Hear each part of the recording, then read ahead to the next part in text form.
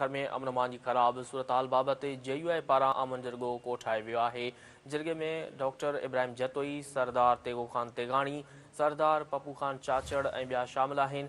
जिरगे में JUI अॻवान अलामा राशिद मोहम्मद सुमरो पारां सरदारनि खे सिंध जी हालतुनि बाबति ब्रीफिंग ॾिनी वई। हीअ अहम ख़बर आहे जेका अवां सां शेयर करायूं त सखर में अमन अमान जी ख़राब सूरत हाल बाबति JUI पारां अमन जिरगो कोठायो वियो आहे। जिरगे में डॉक्टर इब्राहिम जतोई, सरदार तेगो ख़ान तेगाणी, सरदार पप्पू ख़ान चाचड़ ऐं ॿिया शामिल आहिनि। जिरगे में JUI अॻवान अलामा राशिद मोहम्मद सुमरो पारां सरदारनि खे सिंध जी हालतुनि बाबति ब्रीफिंग ॾिनी वई। अवां खे आगाह करे रहिया आहियूं अहम ख़बर जे हवाले सां त सखर में अमन अमान जी सूरत हाल ख़राब बाबति JUI पारां अमन जिरगो कोठायो वियो आहे।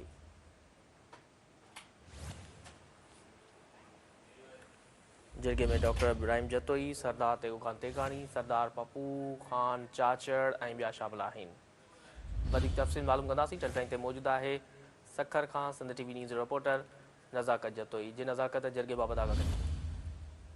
जी, सिंध में अमन अमान जे ख़राब सूरत हाल बाबति JUI पारां सखर जे निजी होटल में ॿियो भेरो सिंध अमन जरगो जेको आहे उहो कोठायो वियो आहे ऐं JUI पारां सखर जे निजी होटल में कोठायल जरगो जेको आहे उन में मुख़्तलिफ़ ज़ातियुनि जा जेके सरदार आहिनि उहे पिणु शामिल आहिनि ऐं जरगे में डॉक्टर मोहम्मद इब्राहिम जतोई, सरदार तेगो ख़ान तेगाणी, सरदार पप्पू ख़ान चाचड़, अफ्तार लुंड समेत ॿिया जेके कबीलाई सरदार आहिनि उहे शामिल आहिनि। JUI सिंध जो जनरल सेक्रेटरी राशिद महमूद सुमरो, अब्दुल क़यूम हालेजवी समेत ॿिया जेके अहम अॻवान आहिनि JUI जा उहे पिणु हिन जरगे में शामिल आहिनि। इन हवाले सां JUI सिंध जे सेक्रेटरी अलामा राशिद महमूद सुमरो आयल सरदारनि खे सिंध में हलंदड़ बदअमनीअ बाबति ब्रीफिंग ॾिनी आहे ऐं हिन वक़्तु जेको जरगो आहे उहो हलंदड़ आहे। इन हवाले सां राशिद महमूद सुमरो जो चवणु आहे त सिंध जो अमन अमान हथ वठी ख़राब कयो थो वञे ऐं सिंध हुकूमत मुकमल तौरु नाकाम थी चुकी आहे। सिंध जो माण्हू जेके आहिनि उहे अमन चाहिनि था